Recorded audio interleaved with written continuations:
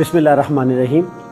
हम इस वक्त तुर्किया लाहौर कौंसलेट के अंदर मौजूद हैं अल-खिदमत फाउंडेशन पाकिस्तान की तरफ से। यहाँ सबसे पहले तो हम अपने दिली जज्बात और हमदर्दी और मोहब्बत का इजहार करने के लिए हैं कि पाकिस्तान के 22 करोड़ आवाम दुख, आजमाइश और चैलेंज की इस घड़ी के अंदर तुर्किया के अवाम के साथ हैं। पाकिस्तान और तुर्की एक तारीख़ी लाजवाल रिश्ते में बंधे हुए हैं।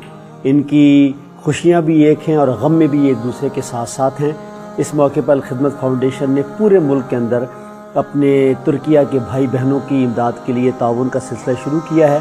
अल-खिदमत फाउंडेशन ने 50 करोड़ रुपए की इब्तदाई इमदाद का ऐलान किया है कि जो इंशाअल्लाह अगले चंद हफ्ते तक तुर्किया में पहुंचा दी जाएगी।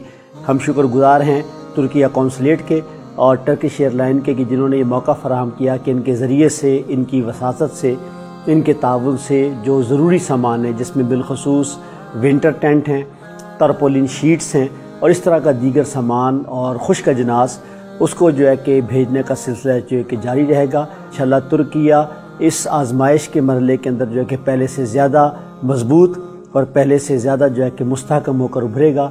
हम अपने भाइयों और बहनों के लिए एक अच्छे जज्बात का इजहार करते हैं। अल्लाह ताला शुहदा की मग़फ़िरत फरमाए और जो हमारे भाई और बहन और बच्चे ज़ख्मी हैं अल्लाह ताला उनको मुकम्मल सेहतयाब करे और आजमाइश के इस लम्हे में उनका हामी और मददगार हो।